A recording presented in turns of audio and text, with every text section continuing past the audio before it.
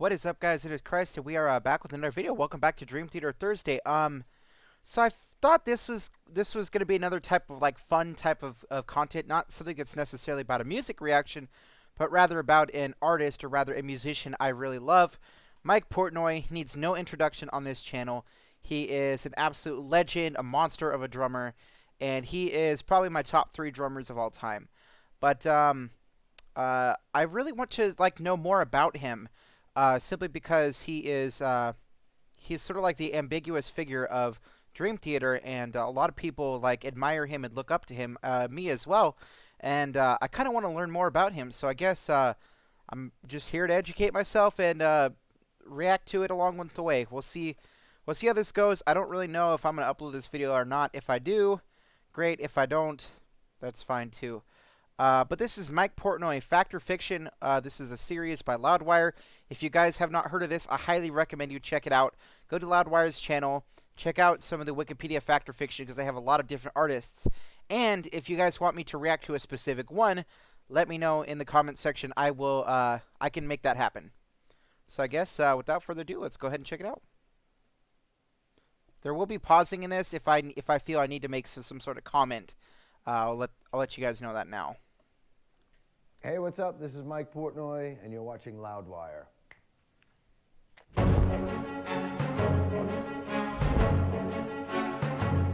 Hey everyone, Grahamid here. It's Wikipedia Fact or Fiction time. Love with the ghost Mr. shirt. Mike Portnoy. Thank you so much for coming, man. My pleasure, man. It's awesome that we heard that you're actually a fan of the series. So that was That's such awesome. a cool honor for me. Yeah. So it's awesome to have you here. So obviously you know how it works. So let's get into it, shall we? You're born, Michael. That's true. I was born. Born, okay. Yes, that's one. Fine, that's one more than usual. But you're born Michael Stephen Portnoy. That is correct. Correct. Stephen with a PH. Yep, that's how they got it. Yep. All right, fact. Your father worked as a DJ at a local radio station, and this helped you gain an appreciation for music at an early age. Absolutely. Yeah. That is fact. My dad was. My dad did many things. When I was born, he was actually making a film at that time, and he was in That's pretty cool. circles here in New York City with Martin Scorsese was coming up and Brian De Palma was coming up. But his film never came out. He went on from there to do a bunch of other things, including working at a radio station, KRML in Carmel, California. He saw the movie Play Misty for Me with Clint Eastwood, and in that movie, Clint Eastwood was a DJ at KRML, Carmel, California, and my dad was like, "That's the life I want." So he picked up, moved to Carmel, and got a job at that radio station. That's crazy. Yeah. But Wow. I grew up doing the radio show with him, and That's awesome. He'd let me spin the records. How old were you? This was around 73, 74, so I was around 6 or 7. And I would, I'd want to play Cheech and Chong records and stuff like that. and he would let me just pick whatever I want. My first taste of fame was placing a collect call to the operator, and the operator recognized my voice because she listens to the radio show. No way. I was like 6 or 7 years old, yeah. Wow. That's crazy. All up since there, too. Not bad. Most people would that's their only taste of fame. And Right. That's it. It ends there. You've peaked at 6 years old, whatever, and you're done. But he's the reason I became such a music fan. It says your father suggested the name of Dream Okay, turn up Theater, the audio. which was the name of a small theater he ran in Monterey, California.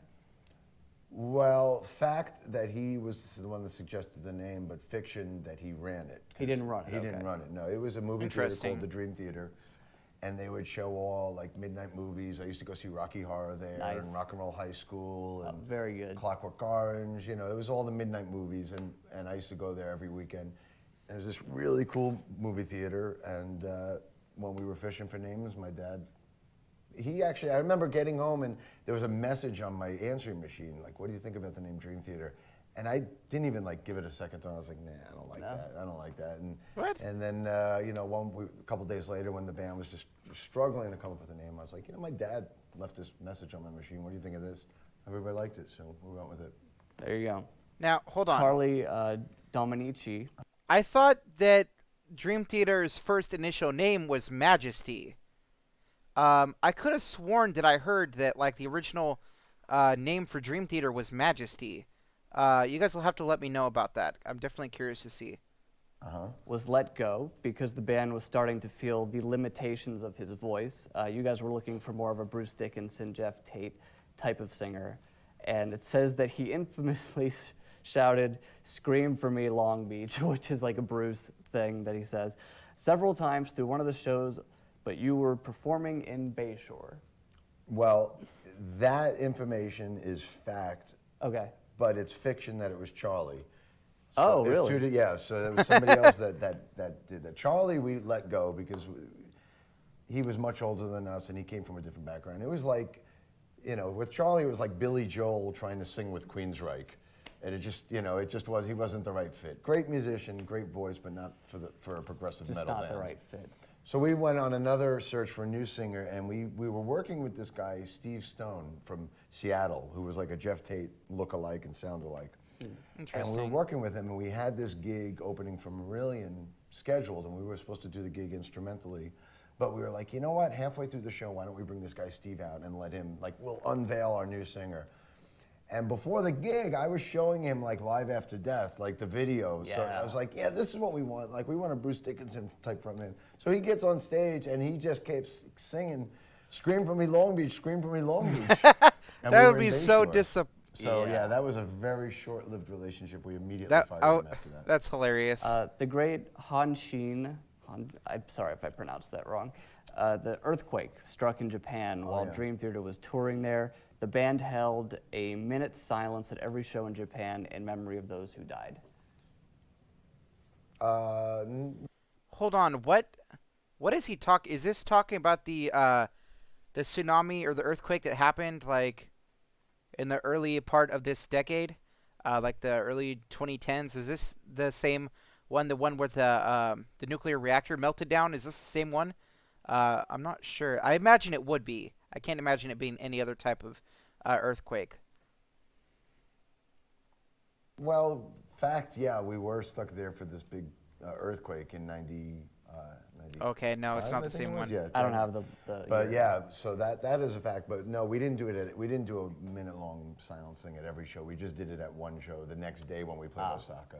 Okay. But yeah, that was terrifying. Being in an earthquake. I mean, I'm from New York. I had never been in an earthquake, and I remember it woke us up at 5 in the morning, and I was on the 32nd floor of this hotel, and I remember looking out the window and just seeing the whole building rocking like this. Oh, that would be And great. I've never run down 32 flights of stairs so fast. To put this in perspective, I can't even get on bridges because I am so terrified of heights.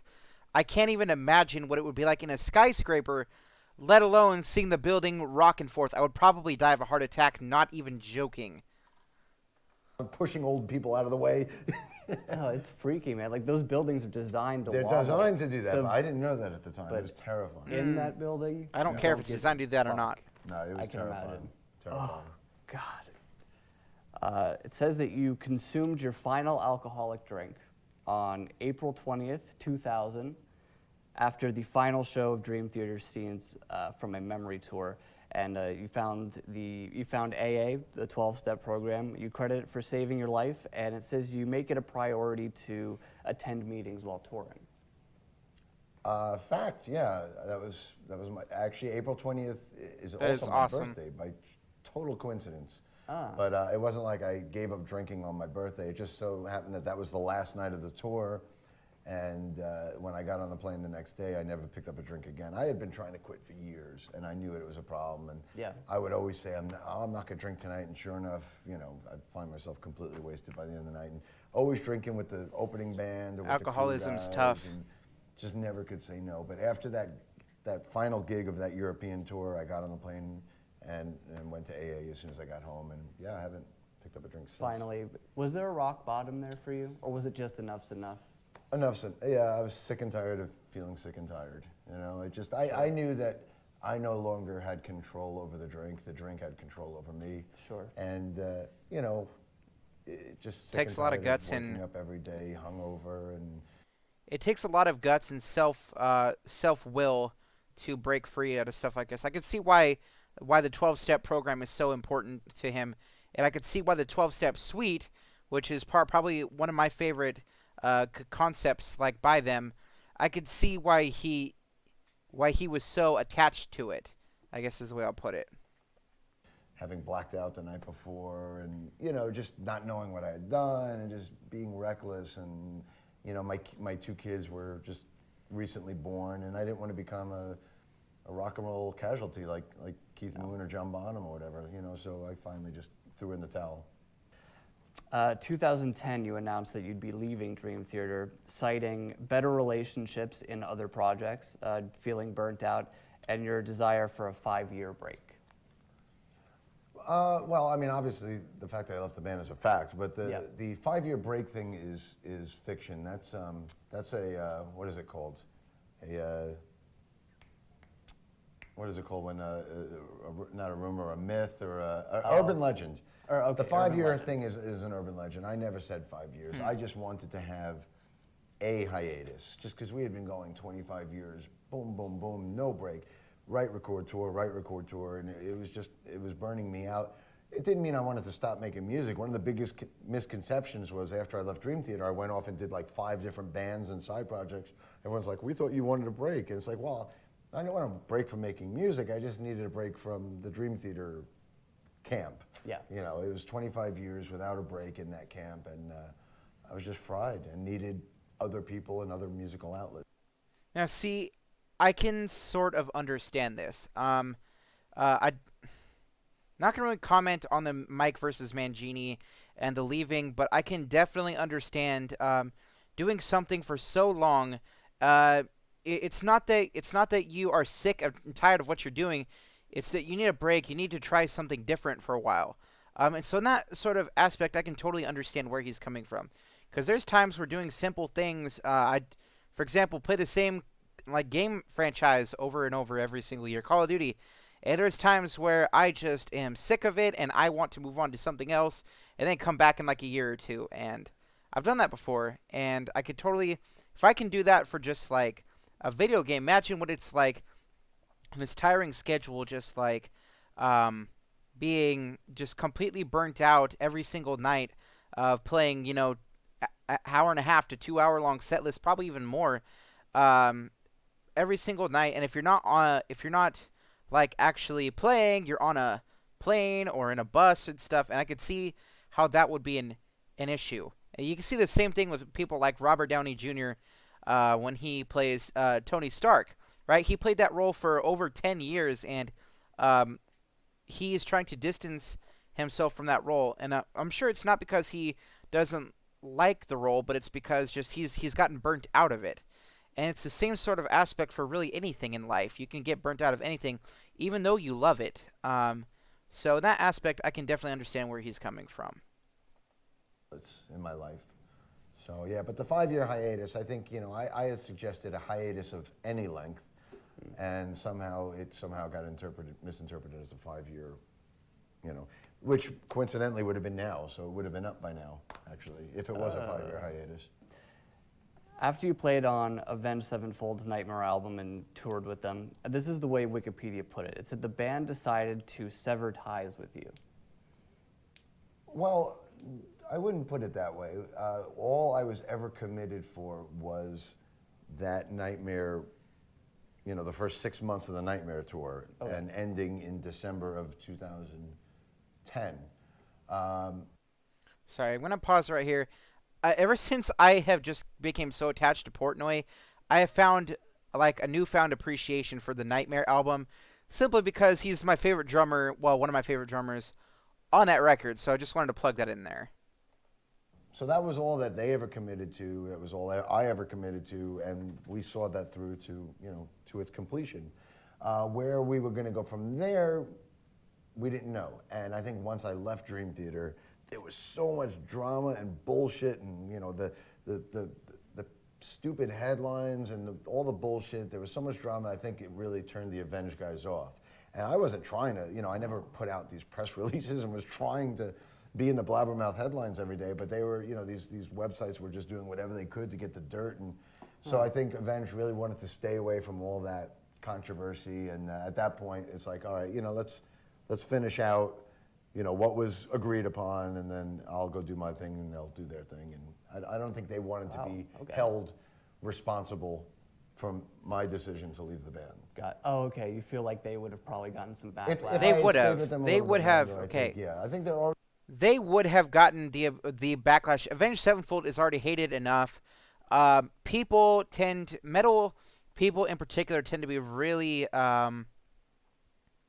overreact to things in situations that they really know nothing about. And putting myself in either of their shoes, I can totally understand that um, that hate would come their way. It was probably already happening. I wasn't really a big Avenged Sevenfold person back then, but I imagine the hate was probably already happening. There was probably rumors that like Avenged Sevenfold stole Portnoy and stuff like that. There was probably a bunch of stuff like that was going on. I know Metal Elitist. I know all these different kinds of stuff. Avenged Sevenfold was already hated. They've been hated ever since their inception, and I can only imagine just the type of headlines with a band with such a passionate fan base such as Dream Theater, how upset they would get over something like that. And I could see where he's coming from, where Avenged Sevenfold would have came from. I could definitely see that. Already was backlash in their camp, and I think Oh. that they were feeling that heat, and they wanted to. Okay. You know, they didn't want controversy. They were still healing from the Rev's That's death right, and of everything. course. So the last thing they wanted was all this Dream Theater bullshit. You know, so I don't blame them. I get it. Gotcha. It said that you approached Dream Theater to rejoin after they had already brought Mike Mangini in. Mangini at this time had left his job at Berkeley. He was a professor. So I did not know your that. That's offer cool. was rebuffed via Dream Theater's lawyer. Can I pass? Am I allowed to pass on any of these? You don't need to answer if you don't want. I'll just say that there was, once I left, there was a tremendous amount of legalities and technicalities, and Avenged was feeling the way like I just described to you. So, I'll just say that I was doing whatever it would take to keep peace and keep things going smooth. And at that point, they were just only speaking through the lawyer. But there's a lot, it's a 25-year relationship, coming to an end. So obviously it goes very, very deep. Sure. Not only personally I and imagine it would. emotionally, but also legally and all the red tape that's involved with something like that. So it was a tough time, a tough period. And Yeah, I can only imagine that how I have friends that are more closer to me than family will be, and I can only imagine that during these 25 years of just touring with these guys, recording with these guys, you get to know each other better than probably their spouses or partners or parents, brothers, sisters know them. These guys were probably closer than family ever will be, and to see that come to an end, I imagine Portnoy was probably heartbroken. So were the people in Dream Theater, and I can totally understand where he's coming from, and yeah. luckily, we all got through it. But I don't wish that kind of, that kind of stuff on anybody in the bands. It's tough. Thank you so much for coming, man. I really appreciate it. Thank you you. so much. Winery Dogs, check them out. Mike Portnoy, everybody. Winery Dogs.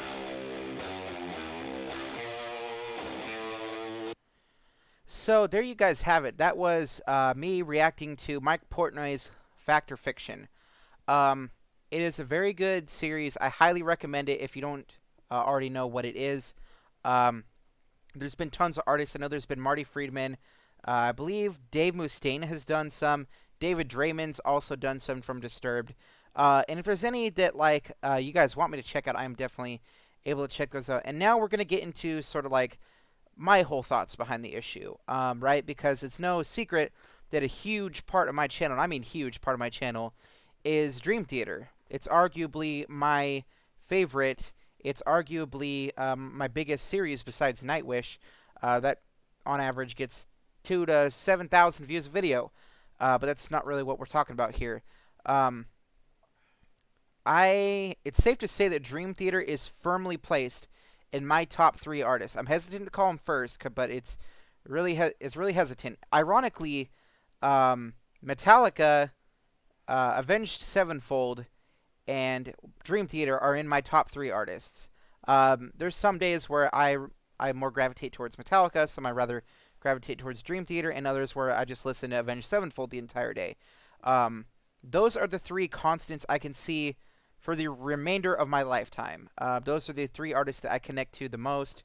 Dream Theater is quickly becoming one of my favorites of all time, and I don't know if it's ever possible to beat them. Um, but I'm gonna give sort of my thoughts uh, on the separation of Dream Theater and like Mike Portnoy and Mangini. Whose camp do I fall in? Who do I like better? And I I have to be honest. I prefer Portnoy. His drumming was just so much more passionate, so much more. Um, he plays with a lot more feel. And I've heard the Mangini argument against what people say he's robotic.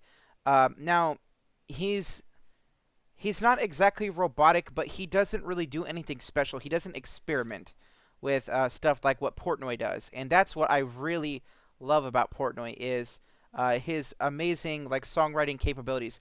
I never knew this until recently that he basically wrote the entire 12-step suite, if I remember correctly. I don't remember if he wrote all the instruments, but he like laid the groundwork down for everything. Um, he's responsible for a lot of stuff that I really love by Dream Theater, and um, I'd be lying if I said that he wasn't my favorite of the two. But Mangini is still a really good drummer, and I'm hoping that I just learn to love him more with every album that I check out. But so yeah, when it comes to the Mike Portnoy versus Mike Mangini thing, I definitely prefer Portnoy over Mangini, and I will plug this in here at the end.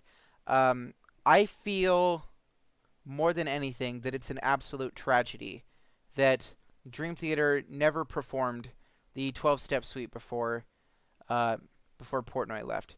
I love that concept to death. It's not really a record, but it's 5 interconnected songs between 5 different albums. But it's basically a CD length in and of itself. They all have the same EQ, and they just flow so perfectly into each other. I'd be lying if I said that I wouldn't consider that like a record in and of itself. But I I love I love that concept so much that like it's heartbreaking to see that they never performed it. And I saw them perform The Glass Prison and This Dying Soul. I want to know if I want to know the most amount of songs they've ever performed of it, and it's in I guess like I want to know like from The Glass Prison to, for example, if they've done 3 songs to The Root of All Evil. I need to know because I want to check that out. I did watch Mike Portnoy's birthday bash. Thank you guys for linking that in the comments. I did go and watch that simply because I wanted to hear it in its entirety. And the entire time I was listening it, I was just sad because I was just thinking of like what Dream Theater would have done with it. And I am definitely 100% going to be checking out more of Mike Portnoy's side projects. If you can do me a favor and link them in the comment section down below, I want to hear the stuff that he's created. Not necessarily the bands he's involved in, but more so like the stuff that he has created, the songs he wrote in bands. I would very much like to check those out. Guys, that's going to be all for this video. Super in-depth look at Mike Portnoy inside his history, sort of the relationship he had with Dream Theater, as well as the reasons for leaving and immediately what followed afterwards. It's a super enlightening video. I'm glad I checked it out, and yeah, that's going to be all for this video, guys. This has been Christ. We will see you later.